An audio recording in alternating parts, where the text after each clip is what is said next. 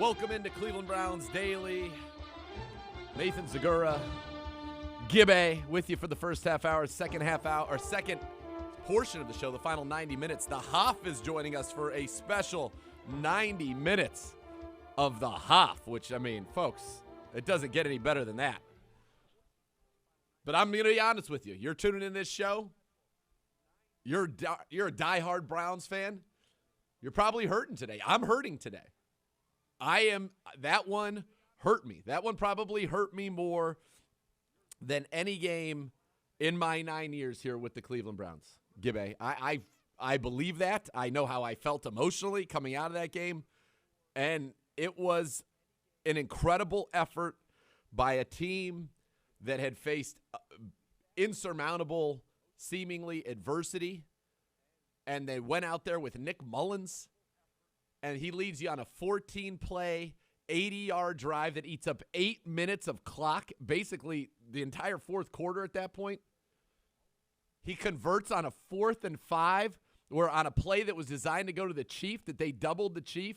Nobody's open. You get a pancake block from Joel Bitonio. You get one-on-one with Ngakoue playing left tackle. You get Blake Hance one-on-one with Max Crosby. They run a game over there, and he and Wyatt Teller handle it. They wall off the entire right side.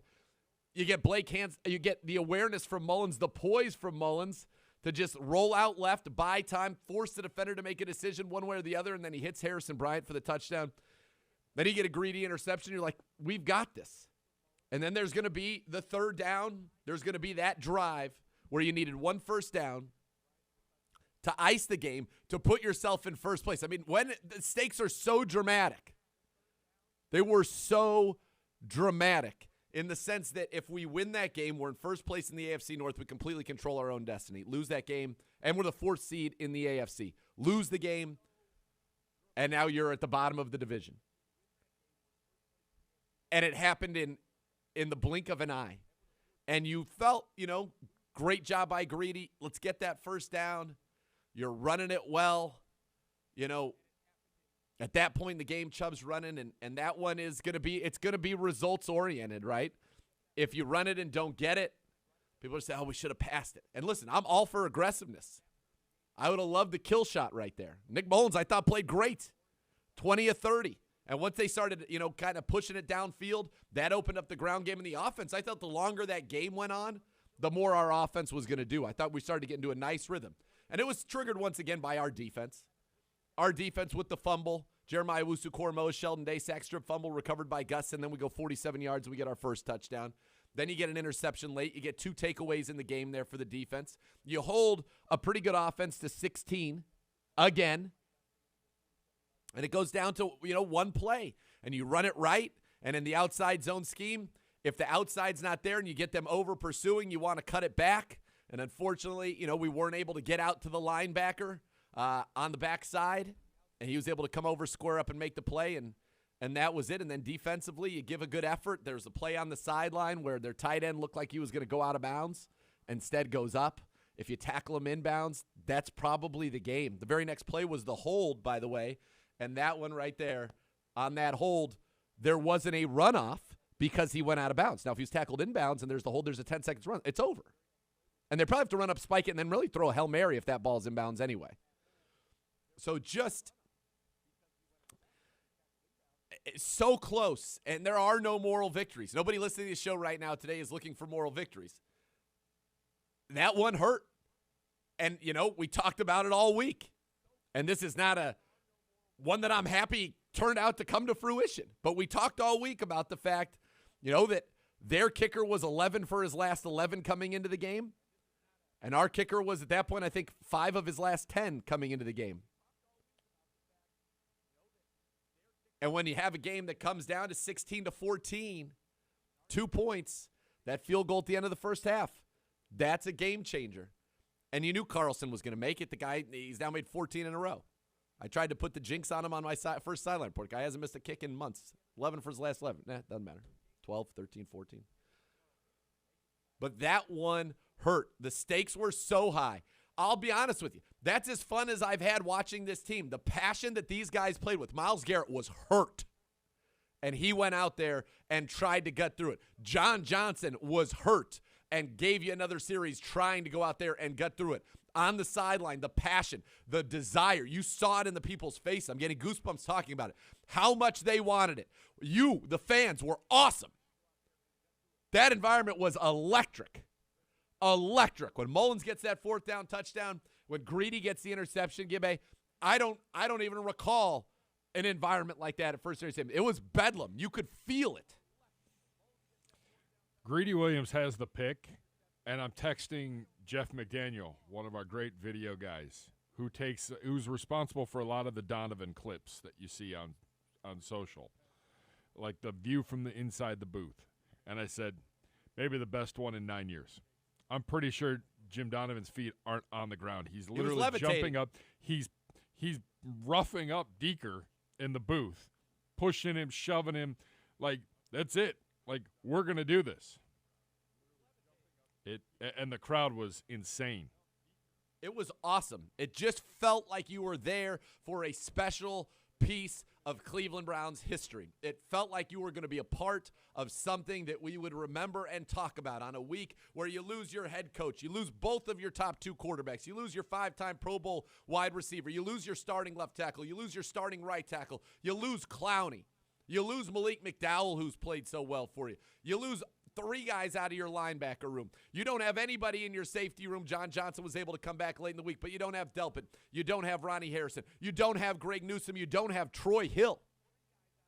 Like, let's be honest, okay? Of your top 24 offensive and defensive players, you're without more than half of them, not to mention Conklin being out with injury as well.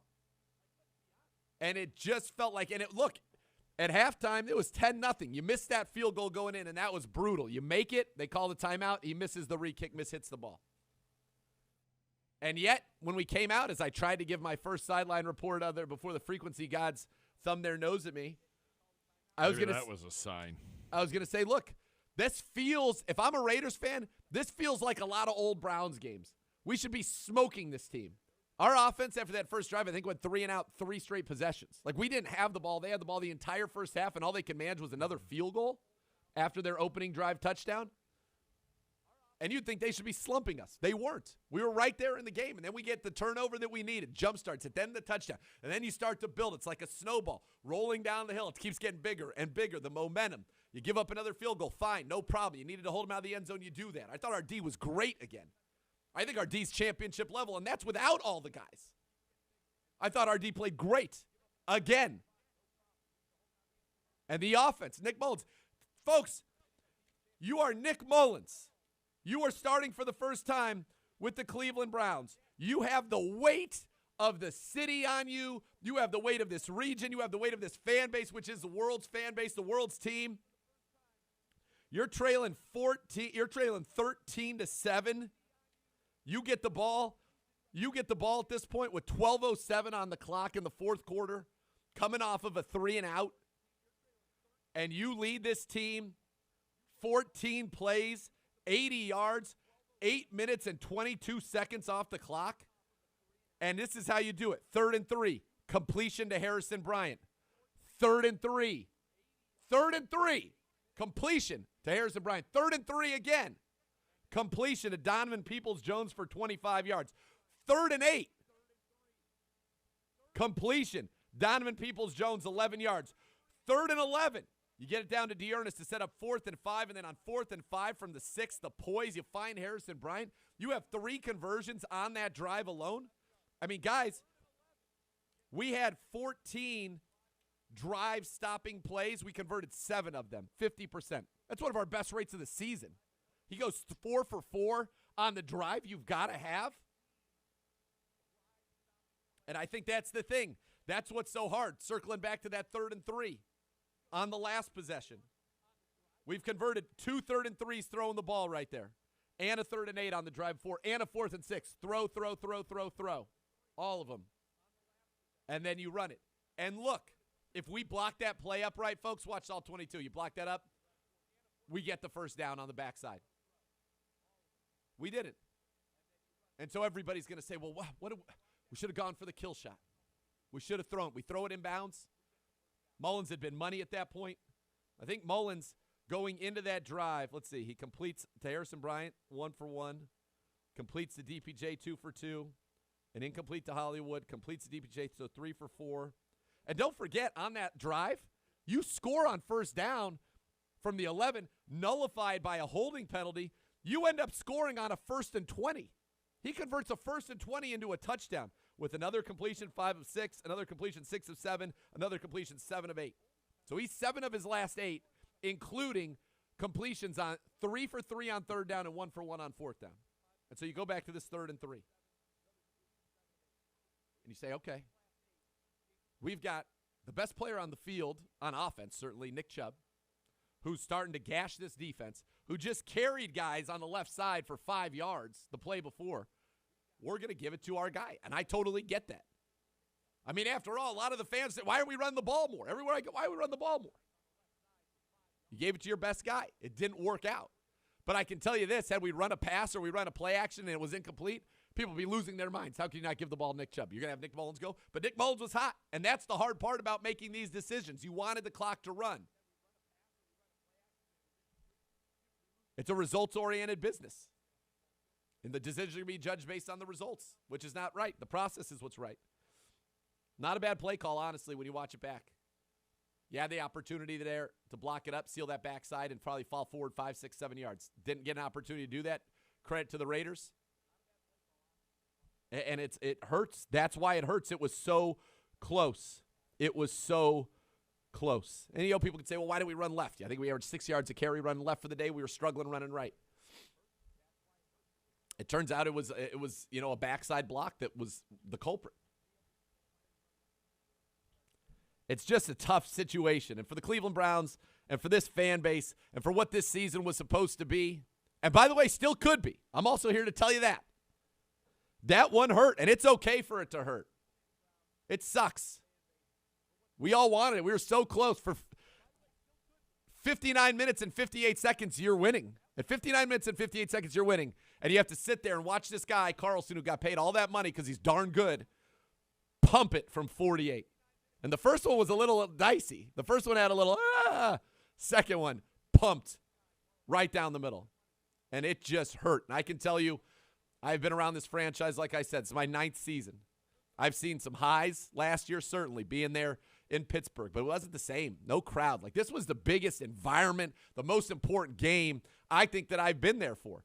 And we're playing it, as I said, without all those guys, with Nick Mullins at quarterback. And yet it was still right there. And the way that we did it was so gutsy. When our backs were against the wall, we drive down on a drive where we've been a team that struggled on third down. We have to throw it on third, and fourth, all completions. Money. Nick Mullins was money. And it took us a little while to kind of get into that rhythm and to say, okay, we've got to just open it up a little bit. But you put up 14 in the second half, and I felt like if that game kept going on, we were going to keep scoring. Defense spurned it on, forcing the fumble, getting the interception late. And it's just going to come down to one or two things. And in this case, the top of the list is going to be the missed field goal. And I love Chase. Great guy. But we got to have those go through. And when we're a team struggling to score points and we have a defense that's holding people to 16 or fewer, those have got to go in. And unfortunately, it's too many. It's a lot of weeks in a row, Gibbe. We need those. And those, it's those little things, those inches that turn out to be the difference. But I love the way that this team fought. I love the way that they competed. I love the passion that I saw in Mike Prefer's face throughout the whole of this game. I love the passion from our players who are going in there into that tent and coming out. By the way, my heart hurts for Tack McKinley. Tack McKinley's a guy I've liked the whole time, whole process. Went through mental health issues, came back, knew that his career as a former first rounder was kind of, in limbo. Plays his butt off. When you watch this guy play, if you were to just watch games and watch him, nobody plays hard. He plays with reckless abandon. He was huge against the Ravens. We don't beat the Ravens without Tack McKinley. And for him to suffer that Achilles and to see the raw emotion as he was taken off the field on the cart next to me, that right now it still chokes me up. My heart hurts for him. For all these guys. I mean, we had guys sitting at home who felt fine that wanted to play. We're not able to. Could it have been the difference? Who knows? But I love the grit. I love the fight, and it was all right there. And I love the way our defense played. And frankly, if you're being honest with yourself, the last 6 weeks, 8 weeks, You'd rather have our defense on the field at the end of the game. Unfortunately, the defense that you want to have on the field has Myles Garrett healthy, Clowney, Tack McKinley rushing the passer. Garrett wasn't healthy. Tack was gone. Clowney wasn't in the game. It's got Greg Newsome locking people down. It's got Denzel, Greedy, or Troy Hill, some combination of obviously Denzel, Greg Newsome, then either Greedy or Troy Hill out there at corner. It's got John Johnson and Delpit or Ronnie at safety. Rich LeCount, hey, he has to go out there and play that final series. Did a good job. He was on the field for the interception. Did a good job making Carr. He stepped up on the over from Deshaun Jackson. Greedy did a great job tracking that ball like a center fielder. But, you got Rich LeCount out there in a huge situation. Javonte Moffitt. What a game from Javonte Moffitt. Right off the practice squad. Huge plays on third down. He was all over the field. These guys fought. They competed. You can talk about the preparation because it was excellent. And you saw that on both sides of the ball. The coaches didn't even know who was going to be out there. You kick Joel Bitonio out to left tackle. He's pancaking Yannick Ngakoue. The big touchdown run behind Joel Bitonio playing left tackle. So much to like, and that hurt. I haven't seen the sideline like that. I haven't seen the stadium like that. It hurt. But it is not over. I was talking to a luminary, a Big L, Will Scarlett. So we got to go to Green Bay now. We got to win on Christmas Day. It's going to be tough. He goes, let me ask you a question. Are the Packers undefeated? No. So they've lost. They've been beaten. And we're going to have to find a way to beat them this Saturday. That's it. The margin for error it's gone. And you could go back through this season. You could say, Chiefs game week 1. Chargers game week 5. 15-10 to the Steelers. 16-10 to the Ravens, where you have 4 interceptions of Lamar Jackson. And then 16-14 here. You just win one of those. One of those 5, you're in first place. 2 of those 5, it's good night, Irene. I think you're punching your ticket. 3 of those 5, forget it. We've locked up the division probably. And that's how close it is. That's the margin of error. And that's why this one hurts so much, because that drive, it's one of the best drives I've ever seen in Cleveland Browns in my time with the Cleveland Browns, considering the stakes, considering the personnel, considering just the magnitude of the moment. You have a guy off of your practice squad playing quarterback who goes 7 of 8 on that drive, including 3 third downs and a 4th down touchdown. Come on. That deserves the happy ending. And we did not get it.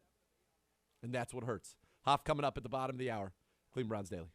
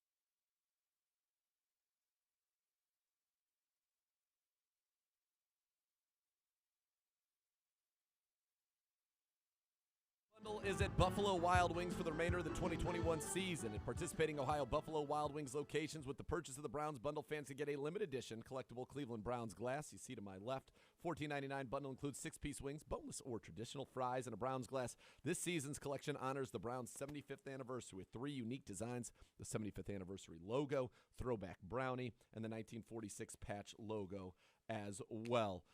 Also want to remind you that there's a lot of bad advice going out there about gambling, from secret methods to picking lottery numbers to betting big when you're on a roll.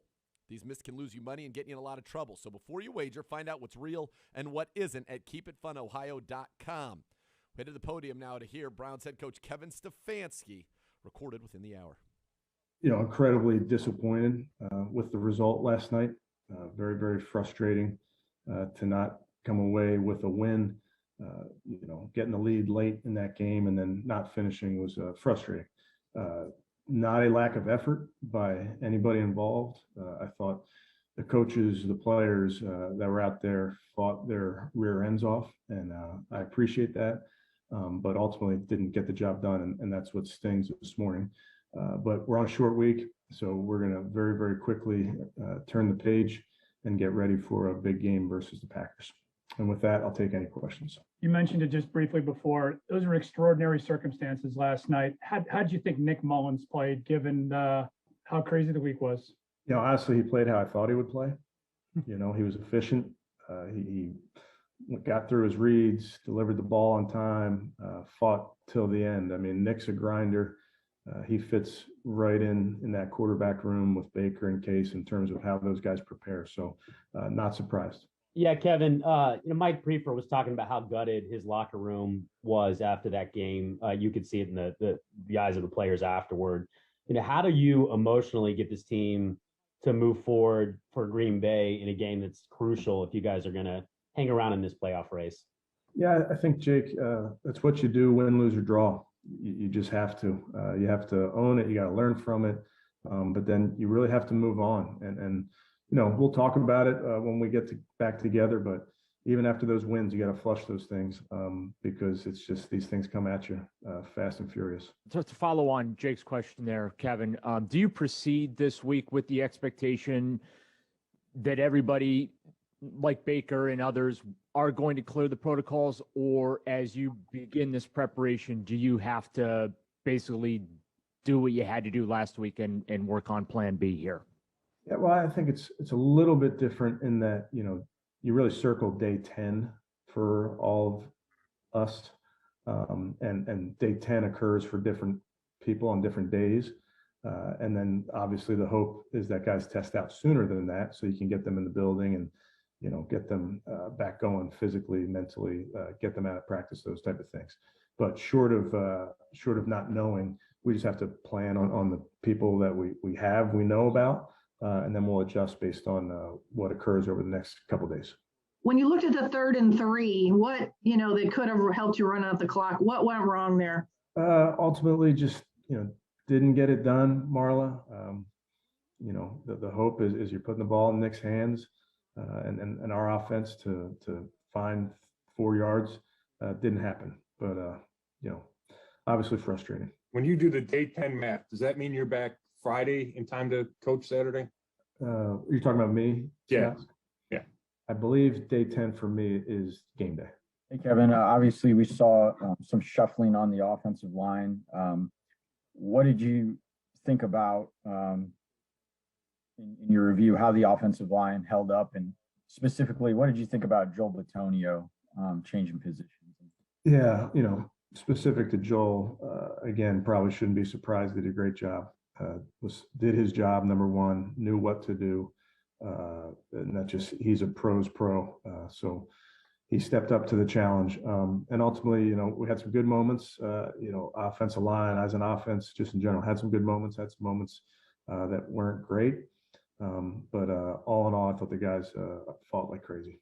Hey, Kevin, first, I guess I have a logistical question about this weekend then. If Saturday would be your day 10 and you haven't tested out before then, would you have to make separate travel plans then to get to Green Bay? Yes. Okay. And then my other question was with the short week, and it seems like you guys are only having like one real practice this week. What kind of challenges does that present as you kind of navigate through all this and have to get ready for this game? Yeah, I think, there's every team plays in a short week every season. So you take some of the learnings from your Thursday night game. We have essentially one extra day of preparation different than a Thursday night game. But I think you just have to prioritize things schematically, and then ultimately you got to make sure that you get the amount of physical work that you need to get ready to play. Hi, Kevin. I'm wondering, you couldn't possibly have gone over that situation of those last three offensive plays during the week with your coaches. So what are the mechanics of who calls those plays? Is it solely Van Pelt, or is it in consultation with Prefer and Callahan?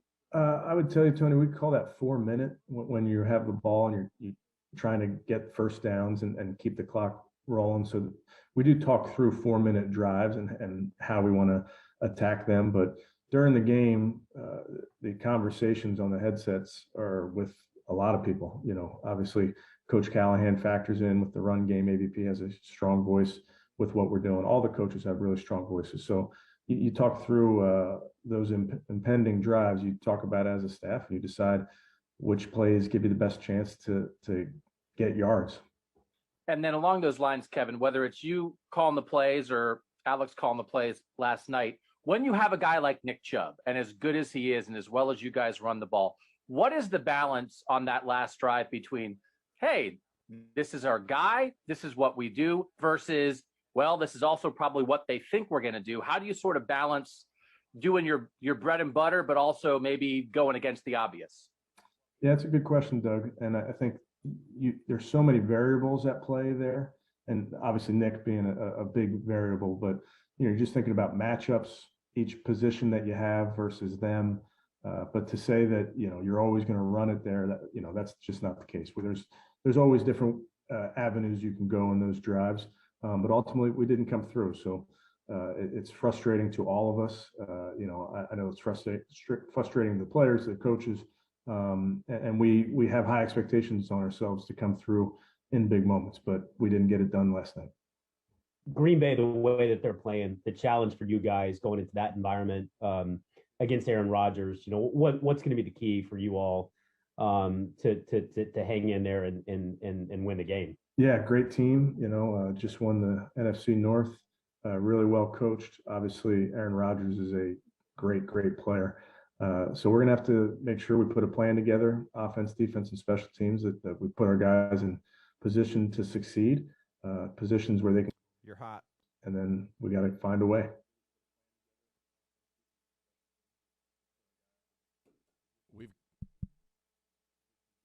We've got to find a way indeed. Kevin Stefanski right about that. When we come back on Cleveland Browns Daily, the Hoff, Joe Thomas, joins me for the final 90 minutes to give his thoughts on this game, what lies ahead for the Browns, the rest of the National Football League, and so much more. It's Cleveland Browns Daily on ESPN Cleveland.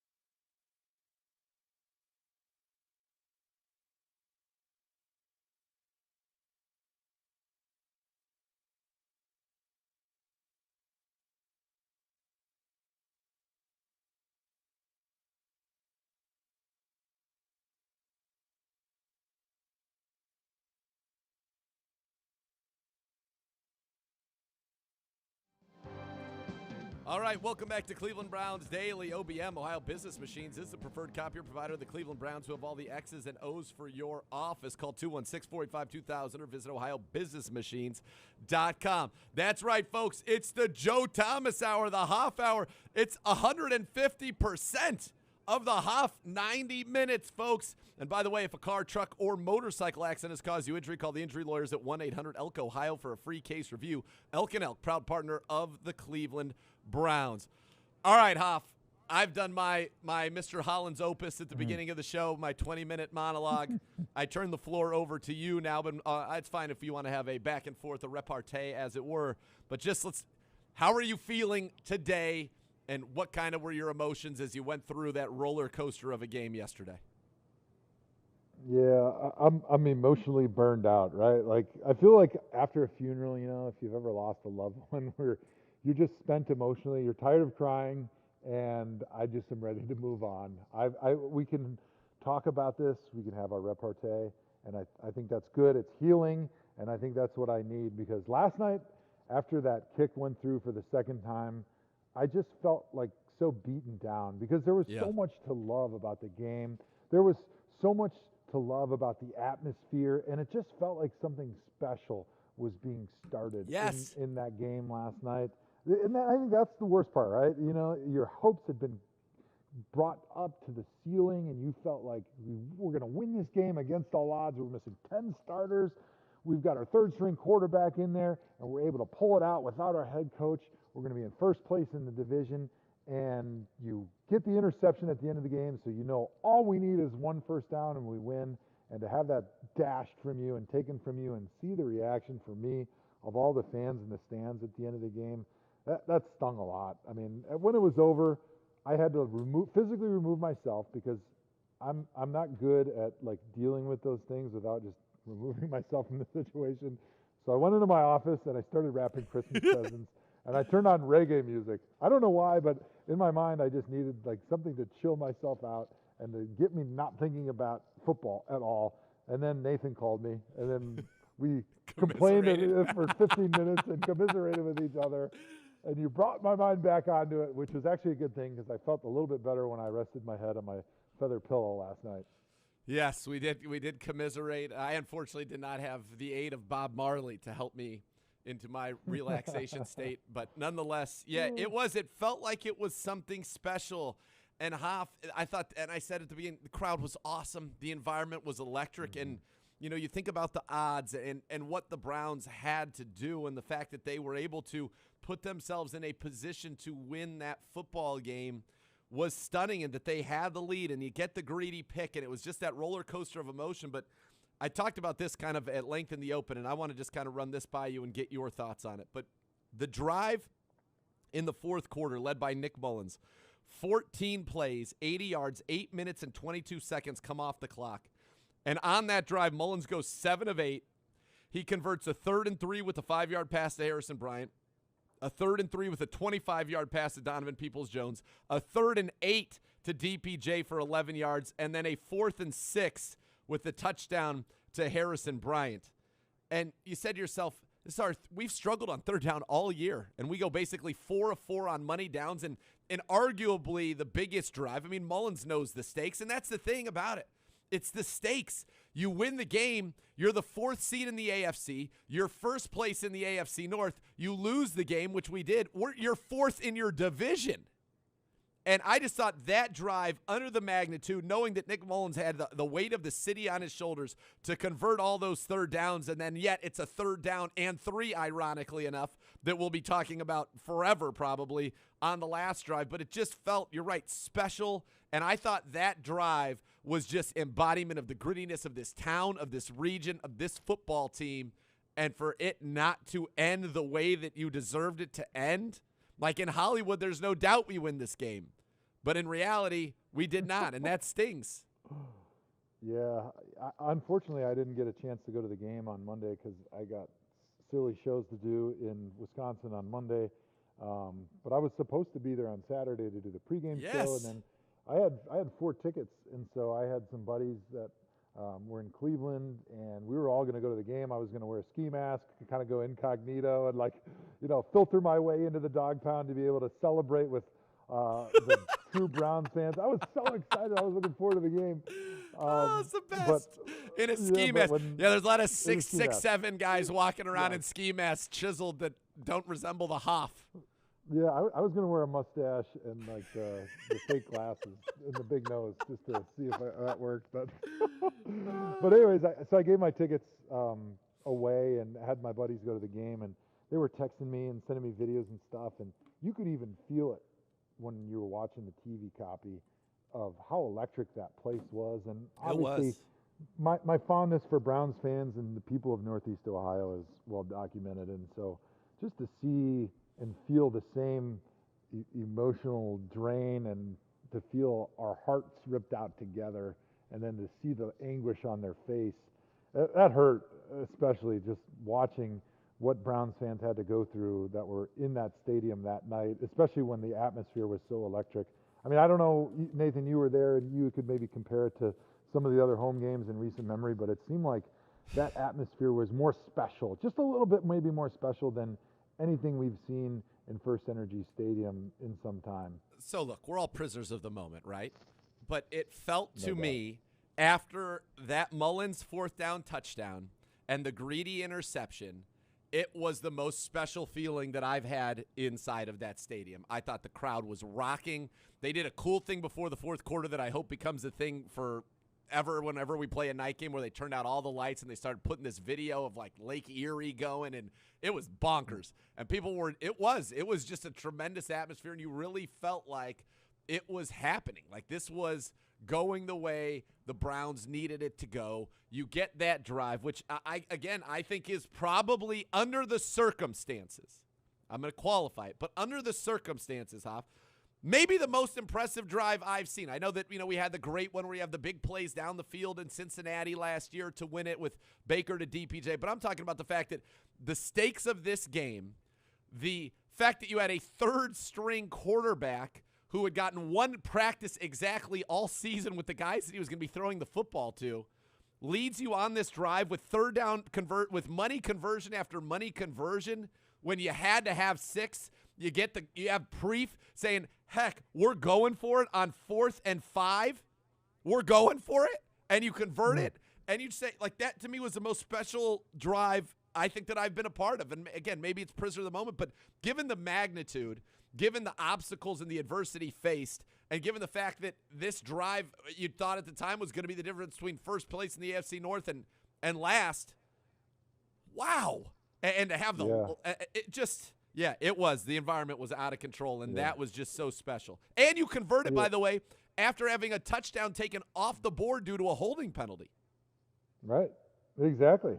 I mean, there's always recency bias. That's just part of being a human being. Yes. I was doing a podcast for a Packers podcast today with the upcoming game against the Browns on Saturday, and we were talking about injuries in the NFL and the perception that there's more injuries this year. And I said, recency bias kind of plays into that. And, NFL fans, we always fall into that trap. But certainly that moment, it just felt like the stakes of the game, like you mentioned, especially when you consider the expectations for this team coming into this season, and then you consider what we were dealing with as a team this week, losing your head coach, losing 10 starters, and then what happened during the game. I think in that last drive, if you had Miles at full strength, if you still had Tack in that game, if you had Malik McDowell, if you had Jadeveon Clowney, any one of those guys, or any Newsome, Delpit, Harrison, like John Johnson, they don't get enough yardage to be able to kick that field goal. Like, it just doesn't happen. And so I just think like what they were able to overcome, especially kind of a slow start in the first half, and bring themselves back, and then score that touchdown on 4th down, where all of a sudden Nick Mullins is getting hot. I tweeted during the game, come on, we need to retweet Nick Mullins becoming a magic quarterback into existence. Yes. And it was going that direction. It happened. It was working. It happened. And like, I don't know, it hurts me to like sort of build myself back up into that moment where the belief was there, knowing that it didn't happen. But I just think that's part of the reason why I just feel so emotionally drained this morning as I'm trying to do all these silly shows that I do on Monday and Tuesday. But I don't know. I think the one little hope that I have is knowing that the season is not over. It does get harder. There's no doubt. Not having that win, but having all those guys coming back on Saturday, hopefully off the COVID list, and having a chance to be able to, even the backs against the wall, win in Green Bay and keep your season alive. That's sort of the one thing I think that got me out of bed this morning. Yeah. It's off. So I had a Cleology tweet. He said, I agree. Post-Greedy pick was the most electric first energy has possibly been since Run William Run back in 2002 when fans were essentially falling out of their seats. I was randomly hugging people. He said, screaming voice is gone today. It was incredible. And, yeah, I think a lot of us feel drained. I mean, I think a lot of people in this area are going to be lethargic today because you invested so much. The highs were so high. Jim Donovan apparently levitated in the booth after the Greedy Williams interception. And then now you have the reality of this. And so one thing you and I have talked a lot about last night, we've talked about it today as well. We got in the film room, we've watched it, we've dissected it, we broke it down, was that third down play. And, you talked about our defense right now. And look, I think objectively speaking, if it was the 2021 Cleveland Browns, which it is, you would typically want, if you said at the end of a game, based on the way this season is gone, we need our offense to do X or we need our defense to do X, you're typically going to choose our defense, right? I mean, just think about a week ago. Yep. You needed to make one stop. The defense did it. But that was a defense that had, Denzel and Delpit and, John Johnson and Ronnie and it had, Jadeveon Clowney and Tack McKinley and a healthy Myles Garrett. And it had all of those things that make our defense championship caliber. So go to the 3rd and 3. You've run the ball for 8 yards on the first 2. Or the math tells you right there, or 7 yards on the first 2. The math tells you that's 3.5 a carry. That's do that one more time. It's a first down. Now, you also know on the other side that your defense doesn't have Clowney. It doesn't have Tack. It has a hobbled Myles Garrett at this point. It does not have Greg Newsome. It does not have John Johnson, who left. Rich LeCount, your rookie, is playing free safety. Greg Newsome, I said, is out. Troy Hill is also out. So Malik McDowell is out. It's a very different defense than the defense we had counted on other times in the season. Mm-hmm. You run it. You've watched it. I've watched it. The play call, you could have ran it right and gotten the first down with a cutback. You could have run it left and probably gotten a first down with the pre-snap look. The Browns did not get that first down. I still say outcome is what is going to affect how people feel about it. I'm an aggressive guy. I like the kill shot. We just talked about the drive before. Mullins completes 7 of 8, including going 4 for 4 on 3rd down and 1 of 1 on 4th down. So maybe you could say, all right, he's proven he can get the ball in his hands. But at the same time, I think if we did go Nick Mullins and it's incomplete, people would lose their minds. You have the best player on the field. You didn't give him the ball for 3 yards with your season on the line. Tough situation to be in. Yeah, I agree. And, as NFL fans and in the media, we have the benefit of seeing what happens and then being able to say, if it doesn't work out, oh, you should have done the other thing. And I understand that. And I think had it been 3rd and 5, 3rd and 6, and you run the ball, in that situation, running the ball on 3rd and 5 or 3rd and 6, even with Nick Chubb, who had gotten pretty hot in that moment, is not a very high likelihood of conversion, right? But 3rd and 3 is within sort of that normal range of no matter what the circumstances are in the game. If it's 3rd and 3 and you're running the ball with Nick Chubb, you feel like you have a pretty good chance of making it. So then when you factor in the idea of, hey, we're trying to keep the clock running, and we've got a 3rd-string quarterback. Yes, he has played well down the stretch. He was hot. But you are still missing Jarvis Landry, and you're not with your full complement of pass protectors. And so I think you still are a little bit limited in the passing game. And in these situations, I always try to take my own fan bias out of it and sort of the natural reaction by a fan to say, well, you should have done the opposite because what you did didn't work. And I try to think of the situation as on the flip side. And I forget what the psychological terminology is of making a proof. If you think of the negative and that doesn't work, then you know the proof is true or something along those lines. But basically, if the call from AVP was to line up and throw the ball and it didn't work, what would the argument by the fans be that was the wrong call? It would have been, are you kidding me? Yes. You don't run with Nick Chubb on 3rd down when you have a 3rd-string quarterback and you're putting the ball in his hands? Yes. To me, that's a stronger argument than giving the ball to Nick Chubb on 3rd and 3 and killing some more time on the clock, whether you make it or not, and still giving your defense a chance to stop Derek Carr, because there's so many more things that can happen wrong if you drop back and you throw the ball with Nick Mullins behind, Joel Bitonio playing left tackle, a backup at left guard, a backup at right tackle. Like, your situations there's so many more things that can go wrong in a game when you still have the lead and you're still counting on your defense, who is hobbled, but who has played pretty well and has held up until this point the Raiders to a very minimal offensive output and point total. So I still think it was the right decision to run the football in that situation, but it's easy to understand, and it's fun as a fan to kind of question it and kind of say, well, what if we would have done this? The outcome would have been better. All right, a couple things. Very well said, Hoff, right there. And again, look, it comes down to a lot of times in running, it could be one block that you're not even thinking has to do with the play, that if, they maybe get a jump or they get to the inside of the shoulder, that can change the play, especially on an outside zone where you're either running it outside or trying to cut back. And, you could watch that play and say to yourself, look, this was not only a good play call, it could have worked. We could have run it left. You could have done a lot of things right there.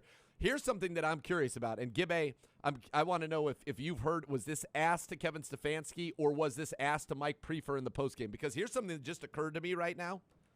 We clearly were playing aggressive in this game. Could we have run the ball on third down saying, all right, even if we don't get it, we're probably going to get 2, right? We're going to get close to the sticks.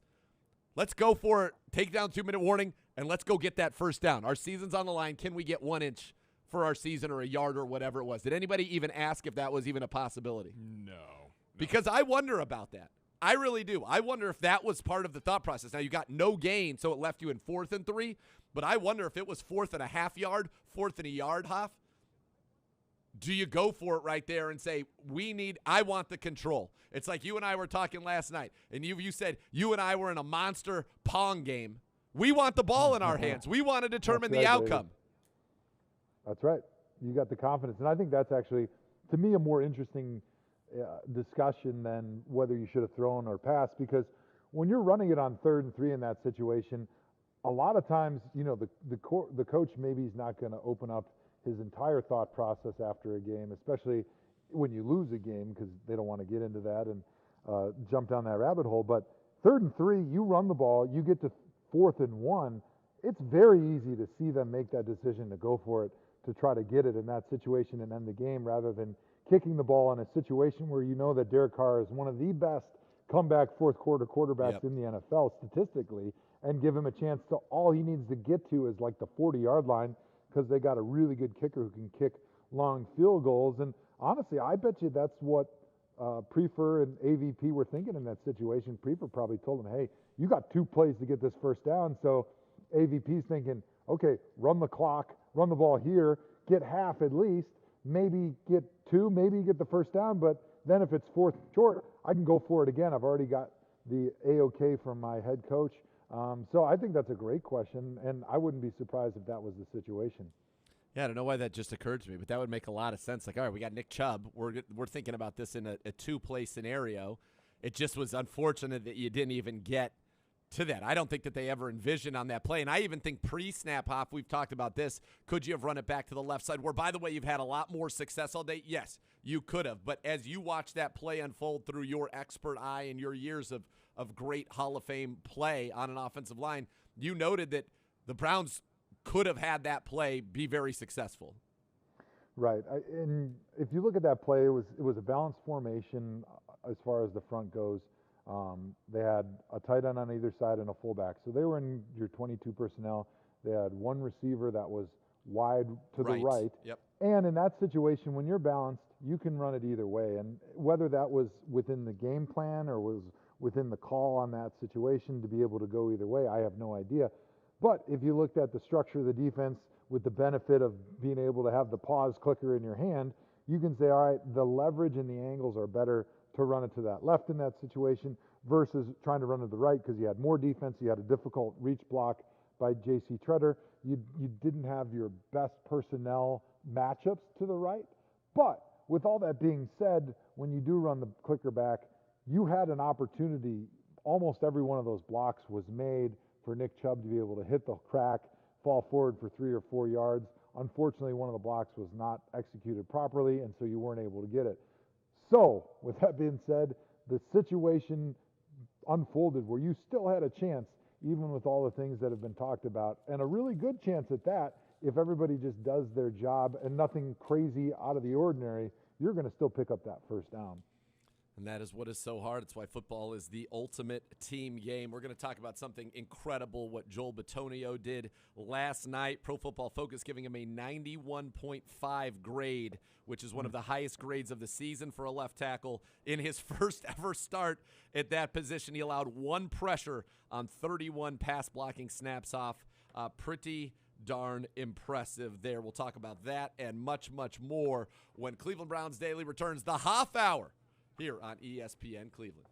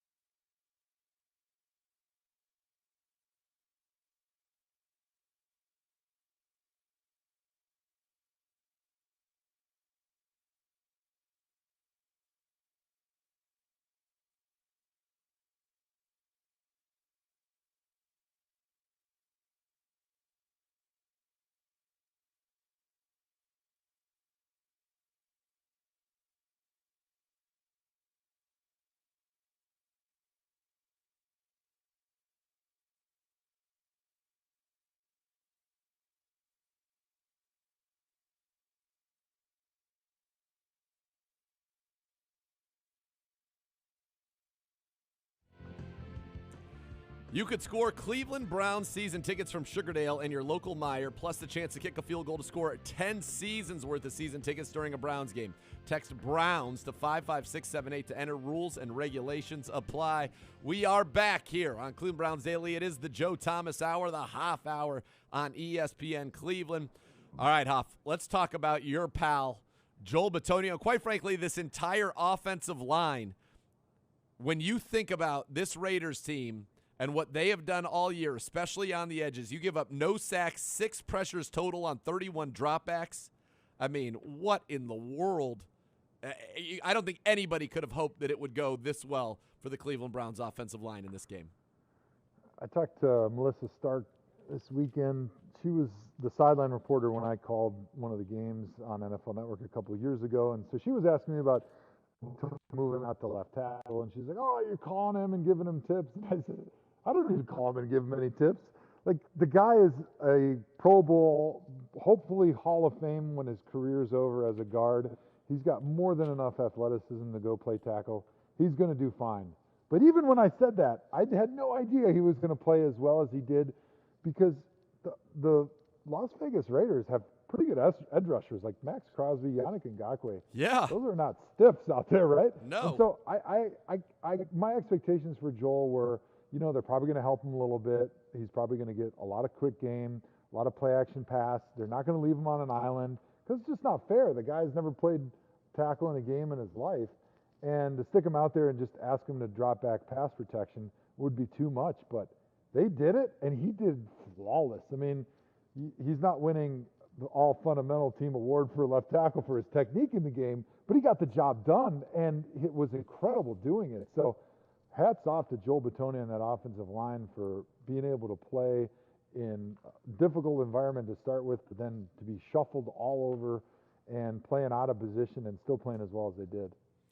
Yeah, and we even had, when we go in the film room on Browns Live this week, we'll take a look at the fourth down touchdown, and he pancakes. He just throws Ngakoue on the ground, Huff. Yeah, it was great to see. I mean, that was one thing, when you put Joel out there as a left tackle, that he may not be fundamentally sound like a guy that's played 10 years at the position, but one advantage they were going to have is he is a big, strong, athletic dude, and he's going to win more of those run game beatdown sessions than he's going to lose. And that's going to take a toll on a defensive end by the end of the game. And it was pretty impressive to see the pancakes, especially on that fourth down play, like you mentioned, just throwing his dude on the ground, just ragdolling him, and allowing Nick Mullins to be able to break and contain in the pocket and find Harrison Bryant right in the front of the end zone. According to Pro Football Focus, when the Browns ran to the left side of their formation in this game, 10 carries behind the team of Dunn and Bitonio, 10 carries, 63 yards, and a touchdown in the long run of the day, that Nick Chubb 24-yarder as well. So that was where the money was made, and you felt like we were going to be a pretty good run-blocking line. Now, we did have some troubles at times getting some push, especially in the first half, but as this offense opened up in the second half, you really saw it kind of start to cook, and the room from letting Nick Mullins throw it, and once you saw the pass protection was there, it really stood up, and it did a great job. By the way, we've got to give some more congrats to Joel Bitonio. He was the leading vote getter for all NFL guards, making his 4th consecutive Pro Bowl. Myles Garrett, leading vote getter for all defensive ends in the AFC. It's his 3rd Pro Bowl. Nick Chubb, his 3rd consecutive. Wyatt Teller, his 1st. And Denzel Ward, his 2nd Pro Bowl. 5 representatives for the Cleveland Browns, which I'm guessing, Hoff, is probably the most since the 2000, and I want to say it was the 13 season, when I believe we had 6, the year that the Browns unbelievably went 4-12. You had yourself, if I can remember off the top of my head, because I have the helmet that's signed by all the Pro Bowlers. Yourself, I want to say T.J. Ward, Joe Hayden. You had Josh Gordon, Jordan Cameron. And there's got to be one more that I'm forgetting. But there was 6 that Your memory season. Better than mine. Yeah, I'm going to look it up while you're talking. But Pro Bowls, what does it mean to the guys? Well, I think it's really special because it's the reward that kind of in a season that maybe it might not end up in the playoffs, it still is something that is a feather in your cap, and it kind of is the payoff and the respect from your fellow players and from some of the coaches in the NFL of a job well done. And I think, especially as a lineman, like we don't have stats. There's really no way other than just going in there and watching film and getting your grade sheet of feeling the appreciation for a job well done and getting voted into the Pro Bowl as one of the best at your positions, especially when you're voted in as a starter like some of those guys were. It just means a lot. It's such a great feeling, and it's such a great reward towards the end of a season. It is. So back that season, the Browns, 2013, I left out your good pal, Alex Mack. It was Josh Gordon, Joe Thomas, obviously. Alex Mack, Jordan Cameron, Joe Hayden, and T.J. Ward from that team, which is probably the most in the history of the NFL on a 4-12 football team, I would guess. It's got to be up there for sure. Yeah, it's got to be. That's pretty rarefied air. Additionally, the Browns had Jadeveon Clowney. Wow, I didn't even read your bullet point, Gibby. Good job out of you. He goes, that's the most the Browns have had since 2013. I actually pulled that from the old recollection because I've got that helmet. But additionally, the Browns had Jadeveon Clowney, Andy Janovich, J.C. Tretter, who absolutely deserves to be a Pro Bowler, and Jedrick Wills Jr. selected as alternates for the Browns. So you'll probably end up with more than 5 when it's all said and done. All right, I know it was a loss, but we've got to give game balls out, Hoff. Start offense. Who gets your game ball? It's got to be Nick Mullins, right? I mean, there's a lot of guys that can get it. Certainly Joe Bitonio is more than deserving and probably will get your game ball. But when you got a third-string quarterback going there and get the touchdown that you need on 4th and 5 with the entire city counting on your effort in that moment to be able to have the poise in the pocket, to break contain, to get out, have patience, to see that Donovan Peoples-Jones had stepped out of the back of the end zone, so even though he comes open first, you can't throw it to him, and force the Raiders defender to come off of Harrison Bryant so you could easily throw the little pop pass into the end zone to Harrison Bryant for the touchdown. It was an incredible moment that even though we lost that game, it's going to be etched in my brain for the rest of my days. He is absolutely deserving of this game ball for everything he did in that night, including the greatness that he showed and the poise down the stretch. 20 of 30, 147. So, right around 5 yards an attempt. Quarterback rating 89.2. That's not going to blow you away. But, again, I go back to that drive, which I consider to be one of the most important, honestly, in the recent memory for this franchise, taking playoff games out of it. But to get, all of those conversions, to go 7 of 8, 14 plays, 80 yards when you needed it so much. So impressive by Nick Mullins. I have a question for you on that play, Hoff, because now you and I, we've watched that one many times. And maybe we'll have to bring in our rules official, Gibby Pereira, over here. But so DPJ did step out there. He was pushed out by the D. He did step out. None of the officials on the field threw their hats, which is typically the sign that somebody has stepped out of bounds, right? That's right. So if Nick Mullins didn't see that, but as we talked about his tremendous poise, he did see that, and he gets to Harrison Bryant, throws it to DPJ, it's going to be called a touchdown. Is that a penalty? Is something like that actually reviewable? Would they be able to review that and then call a penalty after the fact if none of the officials saw it at the time? Yeah, we definitely have to bring in Gibby Pereira because I think a scoring play obviously is reviewed, but right. I don't know if that's one of the things that can be reviewed in that situation. Right, they can't review a hold and be like, well, actually there was a hold on this touchdown, so take it off the board. Yeah, but that would be a judgment call, and I don't think stepping out of bounds is considered a judgment call, right? Like that would be along the lines of, did the ball cross the line? But I don't know that answer for sure. That's just me spitballing and completely making it up like great media members typically are doing. Yeah, that's what we do here. So that's what we do. That is something that I would be curious about. All right, but I give my game ball to Joel Bitonio. Goes out to left tackle, plays a phenomenal game, and really just the other game. And I mean, what more can he say about the guy? Just tremendous, absolutely tremendous. All right, defensive side, game ball on the defensive side for you.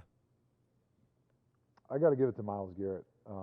Just watching him on that final drive, fighting through injury and still having a huge impact on the interception by Greedy Williams. We watched it today. Myles pushes the right tackle, Alex Leatherwood, almost into Derek Carr. So Derek Carr has to slide away from the throw.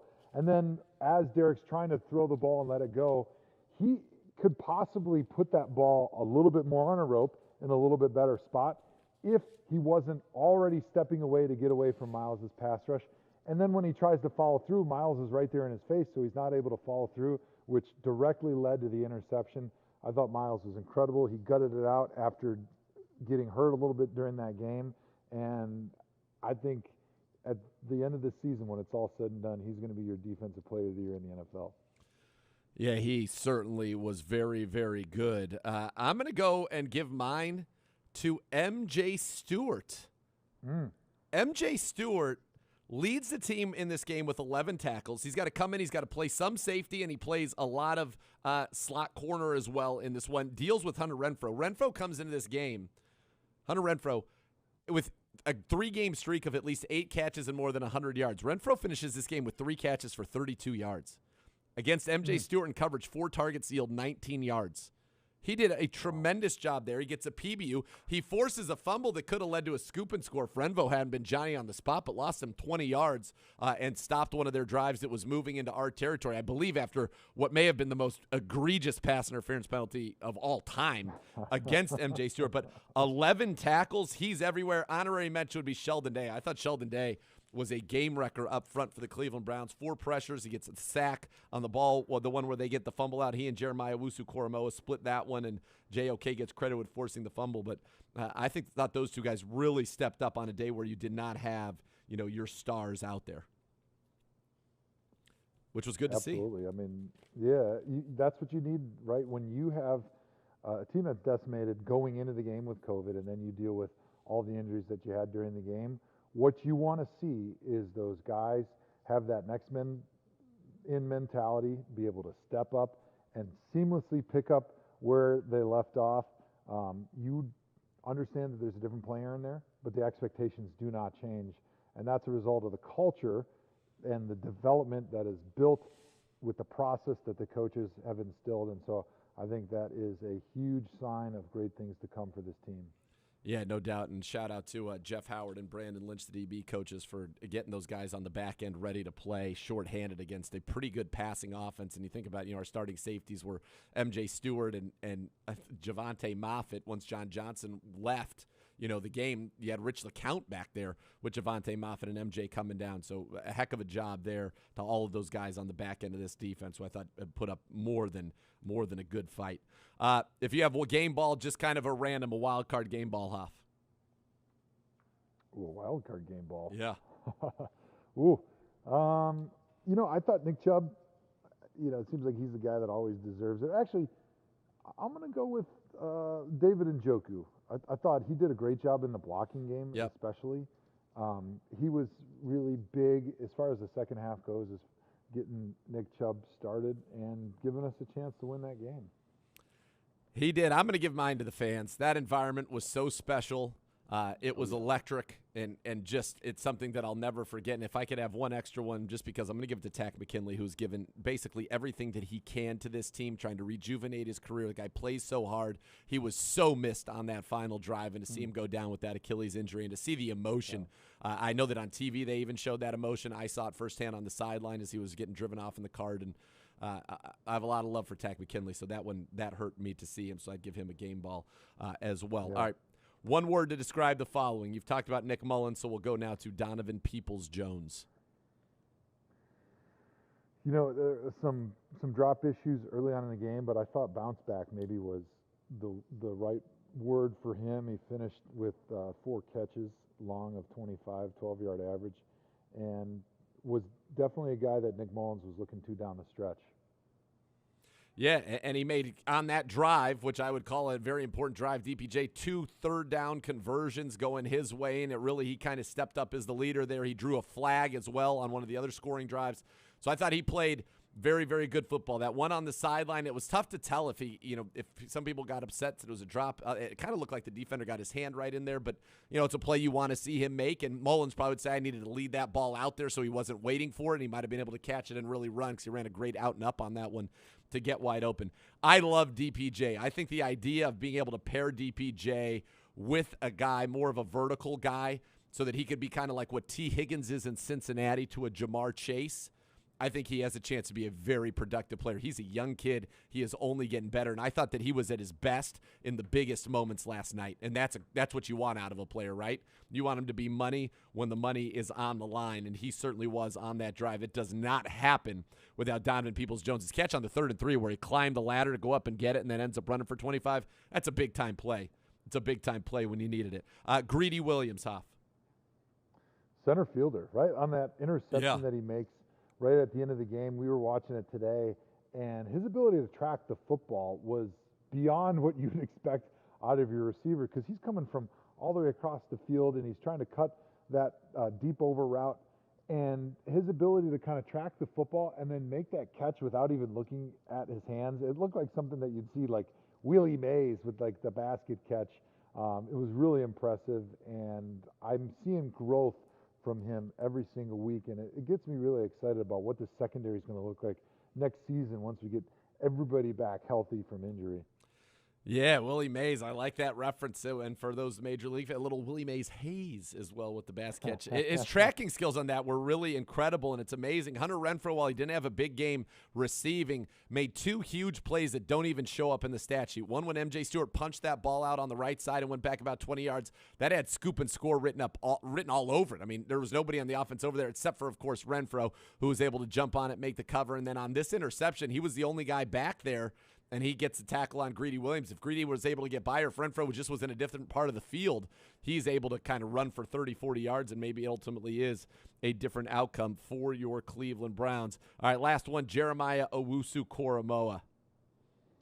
It was spectacular. I mean, he continues to be one of the most important parts of this defense with his ability to blitz, with his ability to run sideline to sideline, and with as excited as you and I were on draft night when we picked this guy, he may be even exceeding our lofty expectations that we had for him on that night. He's been so fun to watch, and his sack with Sheldon Day where he's able to get the ball out from Derek Carr, that turned the game. That's what gave us that shot of life, and then we go 47 yards, score the touchdown off of that short field, and all of a sudden we were right back in a game that up until that point had seemed lethargic. But his sideline-to-sideline speed is special. He is a tremendous football player and somebody who I think is going to be a star for a long, long time. Right, we're coming back. More of the half hour.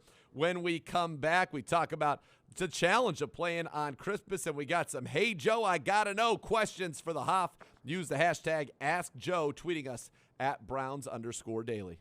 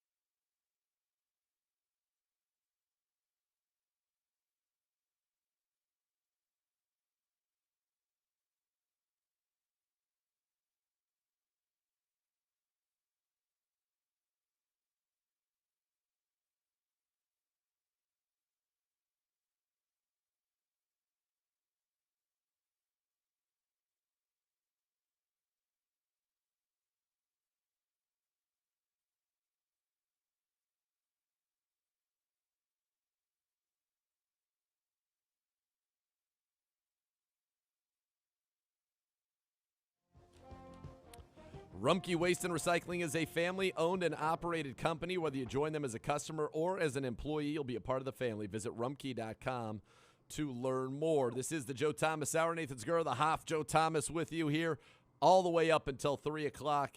And Hoff, all right, playing on Christmas. Did you ever play on Christmas in your tenure? No, the NFL never used to play on Christmas. It was NBA Day. only. Yeah, it was only NBA, and it wasn't until this recent cannibalism of the NBA that the NFL is starting to try to take over Christmas Day, which we all know the results that are going to happen here. I mean, everyone's going to watch the NFL, and the NBA might even just back off from trying to play on Christmas Day if the NFL continues on this path, because the NFL is the king of all sports, certainly in North America. But yeah, we would play on Christmas Eve, and actually the year we went 1-15, I think it was a Saturday, if I remember correctly, where we beat the San Diego Chargers for our first win of the season, and that was on a Christmas Eve that Jamie Meter, the pierogi Prince of Parma. That's right. With the big field goal block. Where we needed him last night. Glorious win. So I have never played on Christmas Day, but there's definitely a lot of challenge, especially if you're at home, because a lot of times families traveling into town to be with you. And that can be a little bit of a distraction when you have all those people in your house. So it's almost better for the Browns to travel to Green Bay, because you're able to just put yourself in that cocoon, get away from all the distractions of being at home when you've got people coming into town and you got presents under the tree and kids running around crazy. So I think, if anything, it's actually probably good for the Browns to travel on Christmas this season. Yeah, it feels like that's a tough one, though. I mean, and as a player, I imagine that everybody in the family understands the job that you have, and they are certainly invested in that and along for the ride. But there would have to be, I imagine, some sadness, if you got young kids, that you're waking up in a hotel room in Green Bay on Christmas. I know for me, having to travel, I feel that way. I'm bummed that I'm waking up Christmas morning in a hotel in Green Bay. A player, you're probably focused on the job, especially now. We have no choice but to go up there and win if we want the season to continue into the postseason. But does that make it hard at all, or am I thinking about this from too much of an emotional standpoint because I'm not actually in it? No, it does suck. There's no doubt about it, especially once you have kids. Like, that Christmas morning is so special. And it is tough being away from the family, but I think just understanding, hey, this is my job, this is what I'm being asked to do, and you kind of put that aside, it makes it a little bit easier. But I remember when I was in college, we would play on New Year's Day, so we would actually travel on Christmas. Now, I didn't have kids, obviously, when I was in college, and I was not married, so it was not a big deal. Right. As much, because I would celebrate Christmas Eve with the family and then go back to Madison, and we'd leave Christmas Day. But I do think that it does kind of suck for the players to have to play on Christmas Day, because that was the one day during the NFL season that was sort of sacred that they never would play on, and to kind of lose that, it does stink. Yeah, I would imagine that'll be tough, but for the Browns, look, I think all Cleveland fans want one present on Saturday, and that is a Browns victory over the Green Bay Packers, and certainly hope that can be delivered upon. And what's kind of, that one hurts. Does it help that you're coming off a game that emotionally stinging, that you've got a quick turnaround? Is there any benefit to that being a short week as opposed to mulling over it all week, or no?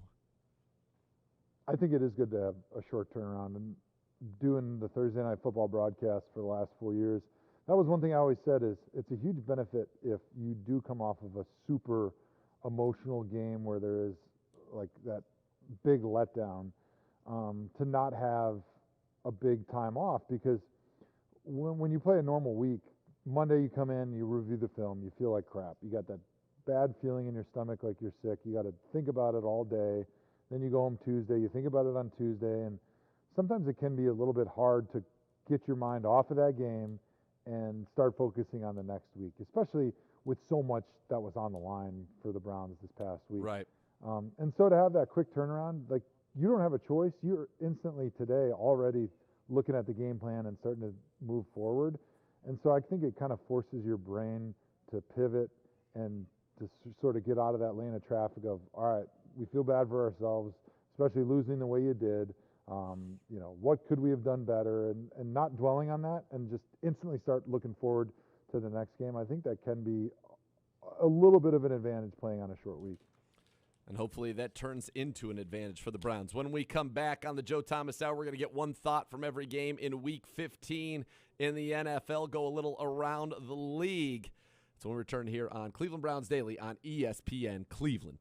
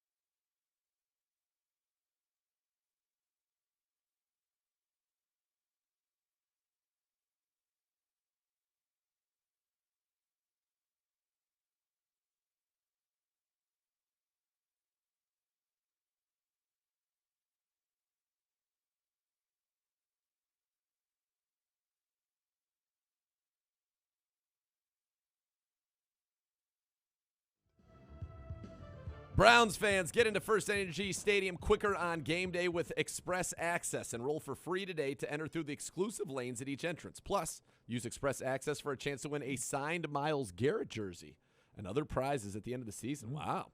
Click on the Tickets tab in the Browns mobile app to learn more. I even got the Hoff's interest peaked right there. A signed Myles. Could be a Defensive Player of the Year jersey. All right, folks, here we go. One thought from Week 15 in the NFL. So we bring in Gibby. Howdy, boys. Oh, Gibby. I'm in a much better place than I was a few hours ago. Yeah, I was going to say. Therapeutic to talk It about is therapeutic. to discuss it. Yeah. And real quick, my brethren, you and the Hoff around, it just feels good. Shout out to Beau wherever he is. Cocktailing up Bishop. right now and getting loaded. That's where I'm at. I second that. Yeah. Hoff, one question on the Twitter mailbag at Browns_Daily. From an offensive line standpoint, how hard is it to shuffle around and still execute the way the Browns O-line did? That is from Ryan on Twitter. I think it's really hard because those guys haven't played together in the spots that they had to play in the game, probably except for this week of practice. Like, I don't think Joel Bitonio's been taking any reps at left tackle since probably 2017, 18 maybe, the year I retired, and they tried to throw him out there for a hot second. But yeah, the difficulty is the communication, and when you're running combination blocks, like it's a little bit easier in pass protection, but combination blocks, so like your double team blocks in your zone game or in some of your power concepts, like that takes a fit that is more of an art than anything, and each player is different, right? It's kind of like, hand and glove fit, where you got to have the right hand fitting into the right size glove, and everybody's going to be a little bit different, and the only way you figure out how you guys can fit together like a puzzle is by having that experience of working together. And so I think it was pretty impressive to me, and it was telling that first half not as successful in the run game, second half a little bit more successful. They were starting to get a little bit more comfortable on how they fit together, like where their feet went on each double team, because you don't want to be stepping on each other's feet, where our shoulder pads were going to go, whose shoulder pad was going to be above, whose shoulder pad was going to be below when you're running this double team block in the power concept. And so I think it's all those little things that you're trying to figure out on the fly when you're playing together for the first time in those positions. Hoff, I want to ask you this. Do you think you playing guard could have turned in a performance like Joel Bitonio did playing tackle?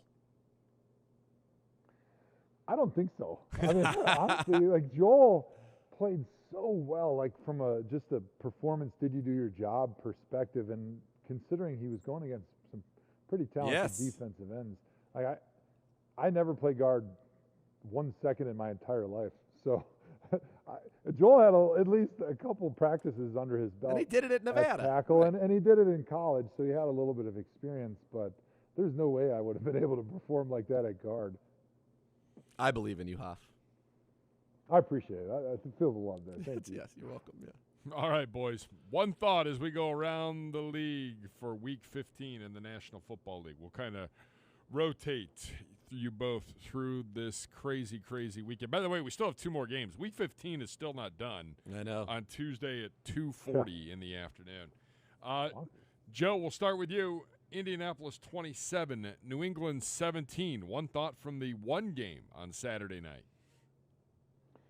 I felt really smart after this game was over because this was one of the games we talked about in the TNF pregame broadcast, and I said, hey, this is the game where the expectations are going to be reset for the New England Patriots because they haven't played anybody that can match their physicality like the Indianapolis Colts can as far as their ability to run the ball. But then defensively, the Colts have a really physical, hard-nosed defense. Matt Eberflus, he was our linebackers coach, I don't know, maybe 10 years ago in Cleveland, and he teaches a real downhill, hard-nosed defense, and I thought that they were going to be able to minimize the Patriots' rushing attack and force Mac Jones to throw the football, and I still didn't believe, as good as Mac Jones is sort of when everything looks right, I didn't think if the game was given to Mac Jones and he had to win it with his arm, he was going to be able to do it, and he proved me right. Zegura, New Orleans 9, Tampa Bay nothing on Sunday Night Foosball. One thought. Shocking. Stunning. The last time Tom Brady was shut out as a quarterback, my children hadn't been born. They're about to be 12. They're 12-13, about to be 12-14. Stunning. Just, it's crazy. And for the Bucks, you lose Godwin for the season. Evans leaves the game. Fournette leaves the game. And you get perhaps one of the greatest press conferences ever from Bruce Arians, who says, I realize what Antonio Brown did. I don't care. We are a better team with Antonio Brown. We're going to forgive his transgressions. And if you don't like that, I don't give a beep, beep, beep, beep about your opinion, which was pretty incredible. It is pretty incredible. Also, I feel bad for that Surface that had to lose its life because Tom Brady was angry. That's great.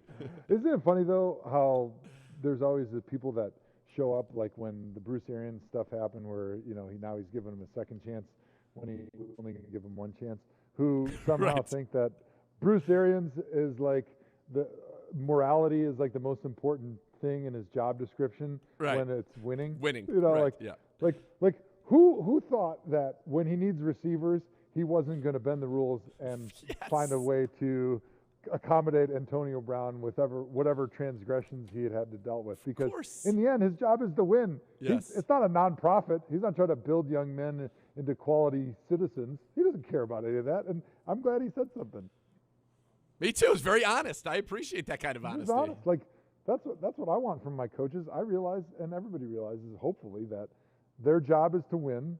It's not anything besides winning, and all we want him is just to be honest about it, and I appreciated that. Amen to that.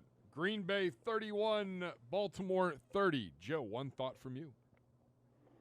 That one was sort of the shocker of the week, and I think it speaks to how great John Harbaugh is a coach, where already going into that game, everybody was injured, and then on top of it, you don't have your starting quarterback, Lamar Jackson, who at some point of the season, he was probably the front runner to win MVP, and for them to be there at the end of the game with a 2-point conversion attempt to potentially beat Aaron Rodgers, who's the best, hottest team in the NFL, it was pretty remarkable. So that one goes down as probably maybe my shocker of the entire season. Zegura. I want to go back to that game. I'm having fun breaking the rules here. Hoff, you got a guy in Huntley who was all Pac-12 2 years ago over Justin Herbert, doesn't even get invited to the combine, goes undrafted, and now the Ravens may have found another gem at quarterback. How does that guy, especially the year Lamar's the MVP, how does Huntley not even get invited to the combine? I mean, that just seems to me to be insane because that guy can play. It's baffling, and hats off to the Baltimore Ravens scouting staff and their coaching department to recognize the talent, but it doesn't make any sense, right? They invite like 200 and some people. Yeah. I mean, they're inviting guys from Division III colleges because they have a good bench press, but you don't invite a guy who is the player of the year in his conference over Justin Herbert. It's baffling every time something like this happens in the NFL, but it still happens with as much money as scouting departments spend throughout the NFL to have a guy like this fall through the cracks. I mean, it is a little bit embarrassing for the NFL, to be totally honest. Or is he just a product of their system? Could he go play in another system somewhere? I don't know, but if Lamar Jackson was just the MVP and you got Hoff saying even this year, what would this team be without him? Then this guy comes out and is all of a sudden, he did something in this game that Lamar Jackson's never done. He's the first Ravens quarterback in franchise history to run for 2 touchdowns and throw for 2 touchdowns in a game. I would have thought for sure Lamar Jackson had done that, and the answer is Hundley, which is just wild. It'd be interesting to see if this impacts some contract negotiations as we continue to move forward and how long he may or may not be in the game. 49ers 31, Falcons 13. Zegura, one thought, go. I turn the floor over. The gentleman, the distinguished gentleman from Bentleyville yields his time to the men from Olmsted Falls for an apology to Kyle Shanahan. I am taking the fire extinguisher to the seat, and we're going to extinguish that hot seat. Oh, the hot seat's cold now. Might be a little He sits chilly. on a frozen throne of goodness. Yes. Yep. All right. I'll let you have that today. Thank you. That just so you know, that gave me one of my good, our celebrations to the side. I got one of those after that. That made me feel good. Bengals 15, Congrats on Broncos all your 10. successes. Joe. This one hurt me. Obviously, Yes. as Browns fans, we're cheering heavily against AFC North teams, and I really thought that this was one of those like early Christmas gifts that we were going to get, because I think the Broncos stink, to be totally honest. Every time I've watched them, their defense is okay, but offensively they just don't really have much going on. And I thought somehow they were going to be able to pull this off. Then Teddy Bridgewater goes down in this game. So it was the Christmas gift. My one thought is this was the Christmas gift that the Grinch stole from under my tree, and I'm still a little pissed about it. Zegura, Cowboys 21, Giants 6. Giants are dreadful. I mean, absolutely awful. They've got to change something there. Joe Thomas, Detroit 30, Arizona 12. By the way, I think Joe's getting all the good games here. Yeah, I don't thanks see a lot, many Gibby. games here on this Zegura. My bad. I renege on my earlier comments about the shocker of the season being the Baltimore Ravens almost beating the Green Bay Packers, because how does the Arizona Cardinals, who there was a pretty good argument going into this game that they were the best team in the NFL, get shellacked by the Detroit Lions, who up until this point had won one single game and tied one game. This was embarrassing, but I think it exposed a huge flaw for the Cardinals. Like, their season, their offense has been, all right, Kyler Murray, run around, do something special, and then if nothing is there, throw it up to DeAndre Hopkins for a jump ball. Now DeAndre Hopkins is out. They don't have that. So what are the teams doing? They're starting to scheme their protections, because the air raid offense is kind of the same concepts and same protections over and over again. So what do the Lions do? And shout out to Aaron Glenn, former Browns defensive backs coach, now the defensive coordinator for the Lions. He presses up everybody on his defense to take away a lot of the easy short stuff that the air raid offense is doing. And then he's mugging up linebackers to try to game their protections, to try to get the Arizona Cardinals offensive line to slide the protection in one way that there's maybe not a blitz coming, and bring somebody from the other direction. And the Cardinals had no answer. And so I think until the Cardinals are able to evolve a little bit that offense and to be able to come up with a curveball or a counter punch to when teams try to do this to them, I'm a little bit concerned about their ability to make any sort of run in the playoffs. I think the Arizona Cardinals have been winning all season in spite of their head coach. And now that their head coach is forced to make moves, oh boy, screwing the poop. I mean, this was a bell-to-bell win, too. I mean, they never trailed in this game. It was just a beating from the rip. Zegura, I'm going to audible. I'm going to give this one to you. Steelers 19, Tennessee 13, since we're up against it here. Again, tough outcome. Titans were up 13-3 in this one. Then Tannehill started turning it over, and obviously that's a game where if they have Derrick Henry and they have that lead, they probably salt it away. But shout out to your former teammate, fellow Pro Bowler in 2013, and all-around just good guy, Joe Hayden, who made the game-winning play for them, tackling short of the sticks, not giving an inch to the Titans, sure he was short? and securing that win. I'm not really sure the that ball the refs never got there. Screwed there. I wish it did. Believe me, I was trying to talk to myself into that. The ball never got there, unfortunately. Great play by Joe Hayden. Joe Thomas, I'm going to give you Buffalo 31, Carolina 14 as we wrap things up here. Remember a day and age when Matt Rule was the hottest coach in the NFL and everyone was looking for the next Matt Rule from college? Yep. And now all of a sudden, Panthers fans are running this dude out of town. He's throwing Cam Newton under the bus at the post-game press conference, which, deservingly or not, I don't think as a head coach you're winning a lot of kudos in the locker room by throwing. And he fired his young coordinator. Yeah. And he fired Joe Brady, who everybody at the beginning of the season talked about what a great hire this was. Everything is going wrong in Carolina. It's getting worse, and I think David Tepper is learning real quickly that the NFL ain't hedge funds. It is a lot harder to win in the NFL than it is to make money in hedge funds. And so the huge investment that he made in Matt Rule, he's starting to wonder if maybe that was the right decision after all. That's going to wrap it up because we're up against it here. We'll come back. Free Justin Fields. That's my last thought on Minnesota, Chicago. Yep. And the Bears last night. Free Justin Fields. How about the Vegas line? 7 points. Ooh. Not done any favors there. Boy. And they wouldn't allow him to kick the PAT after. 8 is the final. Why wouldn't they let him kick the PAT? They just were like, game's over. They did not, they scored at the end of the game. The Bears did. On the last play. Yeah. And then, but it was originally called incomplete, and then they huddled, or they said he was down at the 1. I'm sorry, he was down at the 1. They huddled because he was like in the air over in the end zone. So he caught it, gets pushed out. They huddle. They go, you know what? We changed our mind. Touchdown. Game's over. They don't allow the extra point to be kicked. Vegas line was 7 last Can night. you do that in regulation? Oh, my goodness. Yeah. Calling for an investigation. Sounds dastardly. All right, we'll be back. So much more to come here. Wrapping it up with the Hoff. Cleveland Browns Daily, ESPN Cleveland. You're down.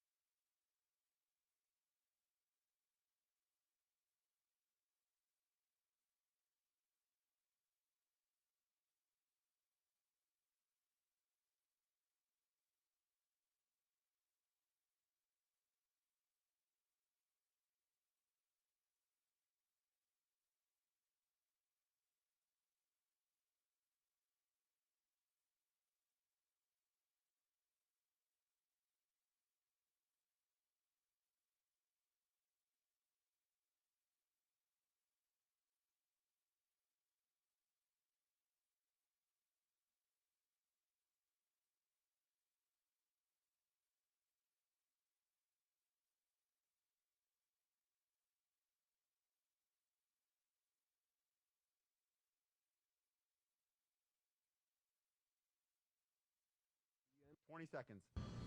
Buying or selling a home with Howard Hanna Real Estate Services, always a winning strategy. If you plan to make a move this season, we've got you covered because at Howard Hanna, every day is game day. Visit howardhanna.com/go Brown State. Told you so much more to come. Maybe fibbed.